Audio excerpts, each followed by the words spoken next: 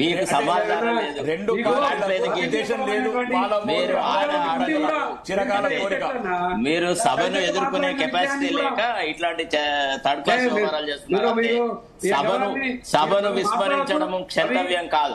వ్యక్తిగతంగా మాట్లాడుతున్న విషయాలను అవన్నీ విషయాలను మన చర్చ ఏది వ్యక్తిగతం, ఏది వ్యక్తిగతం? అసెంబ్లీలో సభలో ఉండదు కదా, రేపటి నుంచి మీరు ఫైట్ చేస్తారా?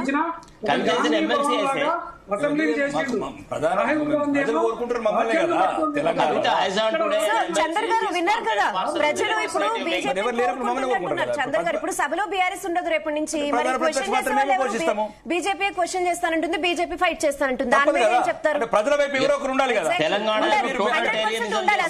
ప్రజల వైపు నిలదీయాలా, ప్రశ్నించాలా. పాలమూరు రంగారెడ్డి చిరకాల ప్రజల చిరకాల కోరికల కోస వాళ్ళని తీర్చాలా కదా. మాట్లాడకుండా చేస్తున్నారు కాబట్టి ఉండి కూడా వృధానే వాళ్ళు మా అమిషన్ బైకట్ చేసిండ్రు. అన్న బైకట్ చేస్తారు, ఒక 2 గంటలు చేయండి. అది కదండి, సభలోకి కేసీఆర్ ఆయన పట్ల దుర్భాషలు ఆడితే అప్పుడు మనం ఉన్నాం.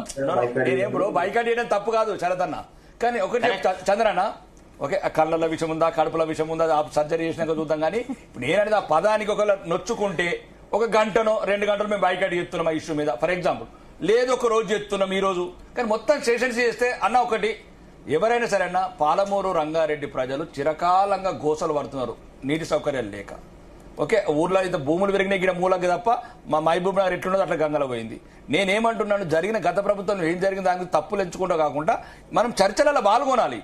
అన్ని ప్రతిపక్ష పార్టీలు మేము కావచ్చు వాళ్ళు కావచ్చు సరైన సలహాలు ఇచ్చి ఏదైతే కేంద్ర ప్రభుత్వం అంటే ప్రభుత్వంకి ఏముంటుందన్న సిడబ్ల్యూసీలు అవన్నీ కమిటీలు ఉన్నాయి, వాళ్ళు అడిగిన ఇన్ఫర్మేషన్ భారతదేశంలో మిగతా ప్రాజెక్టులకు ఏ రకంగా ఇన్ఫర్మేషన్ ఇచ్చామో ఆ రకంగా ఇన్ఫర్మేషన్ ఇచ్చి మేము బీఆర్ఎస్ బీజేపీ కాంగ్రెస్ పై ప్రధానమంత్రిని కలిసి జాతీయ హోదా సంపాదించుకొని చిరకాల కోరిక మహబూబ్ నగర్ రంగారెడ్డి జిల్లా ప్రజల శాశ్వతంగా వాళ్ళ కరువు దూరం చేయాలా, వాళ్ళ కోతలు దూరం చేయాలా, వాళ్ళ కన్నీళ్లు దూరం చేయాలా, వాళ్ళ బంగారు భవిష్యత్తు నిర్మించాలా. ఇది రాజకీయ నాయకుల రాజకీయ పార్టీ లక్షణం. వ్యక్తిగత ఏముంటదన్న, ఇప్పుడు నన్ను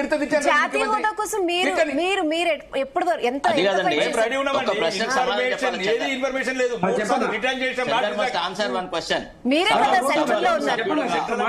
నామ్స్ ఉంటాయండి. ఒక నిమిషం పాలమూరు రంగారెడ్డి భారతదేశానికి మొత్తం చెప్తున్నాను. ఆయన రాకేష్ గారు ఆగిన తర్వాత చెప్తాను, ఎందుకంటే should not be crying in white bitterness. ఒకళ్ళు మాట్లాడేటప్పుడు ఇంకోళ్ళు మాట్లాడారు. ఒకటి నేను అడిగే ప్రశ్నకు సమాధానం చెప్పండి. మీరు సభ్యుడిగా ఎన్నికైన తర్వాత సభలో మీరు ఏమని ప్రమాణ స్వీకారం చేస్తారండి? ఏం చేస్తారని చెప్తారు మీరు ప్రమాణ స్వీకారం? నేను సభకే రాను, నేను సభలో అసలే పోను, ఏ జరప, నాకు రాజ్యాంగం మీద నమ్మకం లేదని చెప్తారా? లెజిటిమేట్ మెంబర్ ఎంత కష్టమవుతుందో. ఇన్కన్వీనియంట్ క్వశ్చన్ ఫేస్ చేయలేదు. మంచి భవిష్యత్తు ఉంది, కానీ చేయబోకు. నా ఒక్క ఎమ్మెల్యే అట్లా ప్రమాణ స్వీకారం చేస్తాడా? ఎందుకు అట్లా మాట్లాడతారు రాకేష్ అన్న? అంటే మీరేం చేయరా? మీకు ఓతు లేదా? మీరు మెంబర్ గా ఏమైనా ఓతు తీసుకుంటారు? మేము ఓతు చేసేది మెంబర్ గా ఏమైనా ఓతు తీసుకుంటారు సార్? బహిరంగమే, దాంట్లో ఏమి లేదు. కానీ ఇట్లాంటి రూలింగ్ లో అట్లాంటి గొప్ప నాయకుడు కేసీఆర్ గారు లాంటి గొప్ప నాయకుడు అసెంబ్లీకి వచ్చి ఇంత మరి మాట్లాడుతుంటే, అంటే మైకు కట్ చేసుకుంటా ఉంటే, ఒక్కసారి చంద్ర గారు ఒక్కసారి కొట్లాడి తెచ్చుకున్న తెలంగాణ ఒక్క నిమిషం ఇక్కడ భరత్ గారు చెప్పారు ఆల్రెడీ ఏపీ అసెంబ్లీలో ఇదే కల్చర్ నడుస్తుంది, తెలంగాణలో కూడా ఇదే స్టార్ట్ చేశారని. దయచేసి ప్రజలకి ఇలాంటి సిస్టమ్ వద్దు. వాళ్ళ చేష్టాలు చూస్తుంటే నిజంగా బాధ అవుతుందన్న, నిజంగా బాధ అవుతుంది. మీరు తెలంగాణ ఉద్యమంలో ఒక్క నిమిషం అండి, గతంలో 50 రోజులు జైల్లో ఉన్న వచ్చిన తెలంగాణ ఎవరి పాలయ్యింది రో, తెలంగాణ ఎవడేలుతున్నాడు అని ఆ రోజు మాట్లాడే చూసినా వాళ్ళ సేమ్ అమ్మతోటి చెప్తున్నా చాలా దారుణమైన పరిస్థితి ఉన్నది. తెలంగాణ దూరాల పాలైంది. ఒకటి శరత్ గారు, రాకేష్ గారు, చంద్ర గారు, ఒకటి నా ఒపీనియన్ చెప్తాను. చర్చ పెట్టుకోవడం వృధా ప్రయాస. శరత్ గారు సలహాలు శరత్ గారు, చంద్ర గారు ఒక్క నిమిషం. ఎన్నన్నా చెప్పు, ఏమన్నా చెప్పు, వాళ్ళకు ఎవరికి చెప్పినా ఏం చెప్పినా కూడా వాళ్ళు వినరు, వాళ్ళు ఇష్టం ఉన్నట్టు చేస్తారు. అందుకోసమే అన్న మనం ప్రజాక్షేత్రంలోనే ఉందాం, ప్రజాక్షేత్రంలో మాట్లాడదాం. అందుకోసమే అది కూడా మంచిదే అన్న, అది కూడా మంచిదే. ఈ రోజు కేసీఆర్ గారికి ఒక మాట చెప్తున్నా చంద్రన్న, నా మాటినండి. ఒకవేళ 1989 లాగా జయలలితకు జరిగిన అవమానం ఒక ప్రభుత్వ పతనం. ఈ రోజు కేసీఆర్ గారికి ఎన్ని అవమానాలు జరిగితే అంత స్వయంకృతాపరాధం కాంగ్రెస్ ది. అవమానాలకు సిద్ధంగా చెప్పండి పెద్ద ఆయనకు. ఇది రాజకీయ చరిత్ర నేర్పుతున్న పాఠం భారతదేశంలో. ఎన్ని అవమానాలు ఎదురైతే అంత ప్రజా అభిమానం పెరుగుతుంది. ప్రజల పక్షాన కొట్లాడతాం, అవసరమైతే మనం బయటేస్తారు, గాంధీ కాడ కూసుందాం, ధర్నాలు చేద్దాం, అమరవీర స్తూపం అక్కడనే ఉంది. నేనేమంటున్నా, ఆయనకు ఒకవేళ అవమానం జరిగితే అది మంచిదే ఆయనకు. ఎందుకంటే తెలంగాణ ప్రజల పట్ల ఆయనకు ఒక అపారమైన నమ్మకం ఉంది, గౌరవం ఉంది. పెద్ద ఆయన ఈ రకంగా అవమానించారంటే వాళ్ళ గోతి వాళ్ళే తవ్వుకుంటారు చంద్రన్న. ఆ మాటినండి, ఇది వాళ్ళ మీరు మర్చిపోయినరు. ఎవరి ముందు అవమానాలే అన్న నాయకుడికి. కేసీఆర్ ఎన్ని అవమానాలు పొందిండు తెలంగాణ ఉద్యమంలో. అప్పుడు ఆంధ్ర వాళ్ళతో పొందిండు. ఇప్పుడు మన వాళ్ళమే కదా అనుకుంటే 2 మాటలు అనుకుంటాం, ఏమైతుంది? ఇప్పుడు మనమే కదా 2 మాటలు. అప్పుడన్నా ఆంధ్ర వాళ్ళతో అవమానాలు పొందిండు. నాగిరెడ్డి గారు ఎందుకు రాజీనామా పెట్టినారు సార్? మీరు స్పీచ్ చూసారా? తరిమిల నాగిరెడ్డి స్పీచ్ విన్నారా, చదివారా? Tarimela Nagireddy why I'm resigning అనే దానికి ఒక సూత్రం చెప్పినాడు, విన్నారా మీరు? సభలో ఇంతకాలం ఓపిక పట్టి ఈ బూర్జువా ప్రభుత్వాల వల్ల ప్రజలకు మేలు జరగట్లేదని, ప్రజాస్వామ్యంలో పడా దొంగల రాజ్యం వచ్చేది, దొంగల ఏరుతున్నారు అని చెప్పి తరిమిల నాగిరెడ్డి గారు చాలా కోపంతో రాజీనామా చేసిపోయినారు.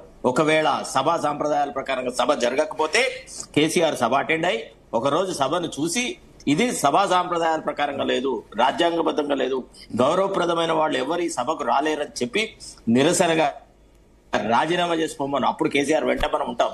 అంతేగాని నువ్వు సభను తప్పించుకొని పోయి ఎన్నడూ క్లాస్ కు రాక మీరు పడుతున్నారు. అనుభవం వ్యక్తికి సరిపడదు. కేసీఆర్ గారి వ్యక్తిగతం అది. ఇప్పుడు వ్యక్తిగతం లేదన్న, మీరు అట్లా తప్పించుకొని పోతాననే వాడు కేసీఆర్ అన్న తప్పించుకొని పోయేటాడు. జనదన్న నీకు తెలియదా? కేసీఆర్ ధైర్యం తెలియదా? ఆలోచన విధానం తెలియదా? తప్పుడు సంకేతాలు వెళ్తాయన్నా. ముఖ్యమంత్రి ఉంటేనే ఉంటేనే అట్లా తప్పు కేసీఆర్ గురించి తెలిసిన వాళ్ళు ఎవరు కూడా తప్పించుకొని పోతాననే చాలా మంది నాకైతే తెలియదు. కానీ నేనేమంటున్నాను అయితే ఒక్క మాట ఇక్కడ శరత్ గారు ఒక్క నిమిషం. సరే, ఇప్పుడు నేనేమంటా, కేసీఆర్ రాలేదు కానీ ఇవాళ అసెంబ్లీ సెషన్ మొత్తం బాయ్కాట్ చేయాల్సిన అవసరం వచ్చింది అని నేను అంటున్నా. అసెంబ్లీ సెషన్ జరిగితే మీరు ఒక పాలమూరు రంగారెడ్డి ఒకటే కాదు కదా ఇష్యూ, యూరియా కొరత ఉంది, ఓకే, ఇంకా చాలా ఇష్యూస్ ఉన్నాయి. రేజ్ చేయాల్సిన అవకాశం లేకుండా సరే ఇవాళ ఒక మైక్ ఇవ్వలేదు స్పీకరు, ఇవ్వకపోతే వాకౌట్ చేసి మళ్ళీ 1-2 గంటలు వాపసు వస్తాం అనుకున్నారు. అసెంబ్లీ సెషన్ మొత్తం బాయ్కాట్ అంటే ఇప్పుడు ఏం మెసేజ్ వెళ్ళిందంటే, పాలమూరు రంగారెడ్డి మీద సీఎం మాట్లాడితే జవాబు ఇవ్వలేని పరిస్థితి మీకుంది, అందువల్ల మీరు వెళ్ళాలనుకుంటారు. నిన్న రేవంత్ రెడ్డి కేసీఆర్ ను హరీష్ రావును ఉరేసినా తప్పు లేదు అని మాట్లాడినప్పుడు బీఆర్ఎస్ కు సింపతి వచ్చింది. ఎందుకంటే రేవంత్ రెడ్డి ఎప్పుడైతే బూతులు మాట్లాడుతున్నాడో లేదా కేసీఆర్ గురించి మాట్లాడుతున్నాడో ఎక్స్పోజ్, మీరు అవతల వైపు మీరు బూతులు మాట్లాడకుండా ఉన్నా సరే ఏంది కేసీఆర్ ను పట్టుకుని ఇట్లా ఉరేసినా తప్పులేదంటే, కేసీఆర్ ను అభిమానించిన వాడు కూడా, టీఆర్ఎస్ కు ఓటు వేయని వాడు కూడా ఎందుకు ఇట్లా అంటున్నాడు, సీఎం ఎందుకు తిడుతున్నాడు అని అనుకుంటారు. అటువంటి పరిస్థితి నుంచి రేపు అసెంబ్లీ పెట్టినా మళ్ళీ 1-2 తిట్లు రేవంత్ రెడ్డి కేసీఆర్ ను వాళ్ళని తిడతాడు. సో మీరు అసలే అసెంబ్లీ లేకుండా వెళ్ళిపోవడం వల్ల అటు కేసీఆర్ రాడు, ఇటు మొత్తం ఇది రాడు. వాళ్ళ సస్పెండ్ చేయలేదు మిమ్మల్ని, ప్రజల సమస్యలే పక్క దూరపడుతున్నాయి. అసెంబ్లీ సమావేశాల ఉద్దేశమే ఇప్పుడు మీరు మొత్తం సెషన్ బాయ్కాట్ అంటే ఇప్పుడు ఏం మెసేజ్ ఏంటంటే, పాలమూరు రంగారెడ్డి విషయంలో మీకు మాట్లాడడానికి ఏం లేదు, లేదా మీరు ఏదో తప్పు చేశారన్న మెసేజ్ వెళ్ళిందని నేను అనుకుంటా. ఎస్ చంద్ర గారు చెప్పండి. మీ ఇవాళ అంత పెద్ద ఇన్సిడెంట్ ఏం కాలేదు అసెంబ్లీలో. ఓకే, రేవంత్ రెడ్డి అన్నాడు స్పీకర్ అన్ఫార్చునేట్లీ ఎవరు అధికార పక్షం ఉంటే వాళ్ళు ఇస్తారు. మీరు 10 సంవత్సరాలు అధికార పక్షం ఉన్నప్పుడు వాళ్ళకు కూడా మైక్ ఇవ్వని సందర్భాలు ఉన్నాయి. ఎస్ చెప్పండి. అది కదండి భరత్ గారు, ఒక్క నిమిషం భరత్ గారు. స్పీకర్ ఏకపక్షంగా ఉన్నాడు అనుకుందాం, మనలో మాట ఒక్క నిమిషం, చంద్ర గారు చెప్పండి. Yes. నా క్వశ్చన్ అవర్ లో ప్రశ్నించడానికి ప్రశ్నలు అడగడానికి అవకాశం లేనప్పుడు ఇంకెందుకన్నా అసెంబ్లీ ఎందుకు అదంతా ఎందుకన్నా వాళ్ళ ఇష్టం ఉన్నట్టు మరి కేసీఆర్ రేజ్ చేసిన క్వశ్చన్ ఏంది సభలో? ముఖ్యమంత్రిని విమర్శించద్దని కేసీఆర్ ప్రతిపక్ష నాయకుడుగా రేజ్ చేసిన క్వశ్చన్ ఏంది ఇవాళ క్వశ్చన్ అవర్ లో? What is the question KCR has raised? మాట్లాడతారా? ఇప్పుడు రాకేష్ అన్న మీరు ప్రతిపక్షంలో ఉన్నారు, మీరు ముఖ్యమంత్రిని విమర్శించకుండా మాట్లాడతారా? స్పీకర్ అంటాడా అన్న? ముఖ్యమంత్రిని విమర్శించద్దని స్పీకర్ అన్నాక మనం ఏం చెప్తాం చెప్పు. నేను ఏమంటున్నానంటే మనము రాకేష్ గారు సమస్యల నుంచి పారిపోవడం సమాధానాలకు పరిష్కారం కాదు. మనం ప్రజాస్వామ్యంలో ఉన్నాం, ప్రజలతో ఎన్నుకోబడ్డం. ప్రతిపక్షంగా చాలా అవమానాలు ఎదుర్కోవాలా? మేము కూడా 100 అవమానాలు ఎదుర్కొంటున్నాం. 100 అవమానాలు. CDF లేదు, సింగిల్ గబ్బ లేదు, ఎన్నో రకాల అయినా కానీ పోరాడుతున్నాం. ఎందుకంటే మా ప్రజలు మమ్మల్ని ఎన్నుకున్నారు. నిలదీయాలి, కొట్లాడాలి. ప్రజాస్వామ్యంలో ప్రజల ఆశలు మనం ప్రయత్నం చేయాలి, ప్రయత్నం అయితే చేయాలి. ఇప్పుడు ప్రతిపక్షం ముందు కొట్లాడి కదా అధికార పార్టీలోకి వచ్చినారు. రేపు తెల్లారి గుణపడడం ప్రజలు వాళ్ళకే చెప్తారు. నేను అనేది ఏంటంటే ఈ రోజు అంటే మొత్తం సెషన్స్ బైకాట్ చేసిన సమస్య ఉంది. మరి సమస్యల గురించి ఎవరు మాట్లాడాలి? ప్రధాన ప్రతిపక్షమే అంటే నేను అనేది తప్ప ఉపాధి మీరు నిర్ణయించుకోండి, పార్టీ నిర్ణయించుకోండి. అంటే సెషన్స్ బైకాట్ మీరు ఎవరైనా సరే ఇంటెలిజెన్స్ రిపోర్ట్ తీసుకోండి, తెలంగాణ ప్రజల అభిప్రాయం తీసుకోండి. ఇప్పుడు ఒక మాట రేపు కావాలని ప్రతిసారి మిమ్మల్ని ప్రతిపక్షం నిలబడిన 4 మరి అట్లాంటి మాటలు మాట్లాడుతారు. ప్రతిసారిగా సెషన్స్ బైకాట్ చేస్తారా అన్న? ఇప్పుడు ఎదుటోడి వలన పడుతున్నారు. మీరు ఎదుటోళ్ళ వలన ఎందుకు పడుతున్నారు? మీరు నిలదీయండి, పోరాడండి. 2 అవమానాలే కదా. అవమానాలకు ఏం కాదన్న, ఒకరోజు అవమానం మళ్ళా అది ఆ రకంగా విజయాలకు పోతుంది. నేనేమంటున్నా అంటే ఇప్పుడు ఎందుకు మరిగా పాలమూరు నుంచి అడిగేటోడు లేడు. ఇక మేము అడుగుతానేమో 8 మంది మీరు మెజార్టీ ప్రధాన ప్రతిపక్షం. ఇప్పుడు వాళ్ళు 2 సంవత్సరాలు నిలదీయాలి కదా. మహబూబ్ నగర్ బిడ్డగా నువ్వేం చేసినావో నిలదీయాలి కదా. మీరు అందరూ వదిలి దీనివల్ల ఎవరికి నష్టం? మిమ్మల్ని ఎన్నుకున్న పాలమూరు మంచి సమయంలో తెలంగాణ సాకారమైన సంఘటన మాట్లాడుతాను అన్న. ఈ అవమానాలు కంపల్సరీ ఎదుర్కోవాలన్న ప్రతిపక్షంలో. ఎందుకంటే ఉంటదన్న, ఇక ఉంటది ప్రతిసారి. ఇప్పుడు నేను బయటకు వెళ్ళి ఉంటాను 2 మాటలు అంటే చాలు, ఇక మీకు ఏం ఉద్దేశం లేదు. వాడికి ప్రతిసారి సబ్జెక్ట్ ఓవర్టేక్ చేయాలన్నప్పుడు ప్రధాన ప్రతిపక్ష సభలు ఉండదు 2 హరీశ్లో 2 మాటలు అంటే చాలు వెళ్ళిపోతాడు ఇక. అంతే కదన్న. అట్లాంటి మనం ఎదుర్కోవాలా. ఎదుటి వాళ్ళ పన్నాగాలు ఎదుర్కొని ప్రజల వైపు నిలబడాలా, పాలమూరు వైపు నిలబడాలా, రంగారెడ్డి వైపు నిలబడాలా, రైతుల వైపు నిలబడాలా, హాస్టల్ విద్యార్థుల వైపు నిలబడాలా, రైతుల పక్షాన నిలబడాలా, మేడిగడ్డ ఎంత తొందరగా చేస్తారో నిలబడాలా. ఇప్పుడు 2 సంవత్సరాలు అయిందన్న మేడిగడ్డ. మరి మేడిగడ్డ రిపేర్ ఎప్పుడు చేస్తారు అంటే ఇవన్నీ అడగాల్సింది ఎవరన్నా? ఓకే కాలిందా కూలిందా పక్కన పెడదాం. దానికి ఇప్పుడు డిపిఆర్స్ వచ్చినాయి, ఎస్టిమేషన్స్ వచ్చినాయి. మనం పోరాడి మేడిగడ్డ కోసం చలో మేడిగడ్డ అది కట్టే వరకు మళ్ళీ మరి 90,000 కోట్లు ఎటువయ్యన్న. అంటే ఇవన్నీ సమస్యల మీద మనం పోరాడాలా. విద్యార్థుల పట్ల కావచ్చు, మహిళల పట్ల కావచ్చు, రైతుల పట్ల కావచ్చు పోరాడాలా. ప్రభుత్వాన్ని మెడలు వంచాలా. ప్రజాస్వామ్య విధంగానే మనం అన్ని రకాలుగా పోరాటాలు చేసి మనకు తెలంగాణ ప్రజలకు కావాల్సిన ఏమైతున్నాయో అవి సాధించుకోవాలా. వాళ్ళు ఇచ్చిన అబద్ధాల వాగ్దానాలు కావచ్చు, ఇంకా స్కూటీ ఎప్పుడు తయారైతుంది, ఎక్కడ తయారైతుంది, ఏ కంపెనీలో తయారైతుంది, బంగారు కంపెనీ ఎప్పుడు పెడతావు, ఇవన్నీ అడగాల్సింది ఎవరు? మనమే కదా. బంగారం తయారు చేయాలి వాళ్ళు. రాకేష్ గారు నేను ఒక మాట్లాడుతానండి. సాగునీటి రంగం మీద ఏం మాట్లాడినా, సాగునీటి వ్యవహారాల మీద ఏం చేసి మాట్లాడుతున్నాడు కదా టిఆర్ఎస్ వాళ్ళు. మేము తప్ప సాగునీటి రంగం మీద ఎవరికి అవగాహన లేదన్నారు కదా. మరి అట్లాంటి అంశం మీదనే దేని మీద మీకు పేటెంట్ ఉన్నది అంటున్నారో ఆ చర్చ మీదనే మీరు సభకు రాకపోతే మిమ్మల్ని ఏ రకంగా అర్థం చేసుకోవడం ఫస్ట్ ప్రశ్న. ఇటీవల రాజ్యసభలో కూడా మల్లికార్జున్ ఖర్గే పట్ల వినండి ప్లీజ్, మీరు ఆగాల. ఇటీవల రాజ్యసభలో మల్లికార్జున్ ఖర్గే పట్ల అవమానకరమైన ప్రవర్తన చేసినందుకు అప్పటి వైస్ చైర్మన్ మీద నో కాన్ఫిడెన్స్ మోషన్ మూవ్ చేస్తున్నారు ప్రతిపక్షాలు అన్ని కలిసి. ఇవాళ సభకు వచ్చి సభలో ఒకవేళ అట్లాంటి దుర్మార్గపు సంఘటన ఏదైనా జరిగితే మేము గనక ప్రేక్షక పాత్ర వహిస్తే, మేము కేసీఆర్ కు అండగా నిలవడకపోతే, లేదా ప్రతిపక్షం గొంతు నొక్కుతున్నాడు సభానాయకుడు అని అనకపోతే అప్పుడు మీరు మా మీద ఏదైనా ఆరోపణలు చేయాలి. మీరు అసలు సభకే పరీక్ష రాయరు, మిమ్మల్ని పాస్ చేసేటట్లా. కేసీఆర్ సబ్జెక్ట్ లో మాట్లాడరా మీరు?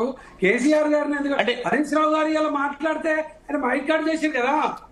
మైక్ కట్ మళ్ళీ అదే మాట్లాడతారు. అసెంబ్లీ చాలా సార్లు జరుగుతుంది.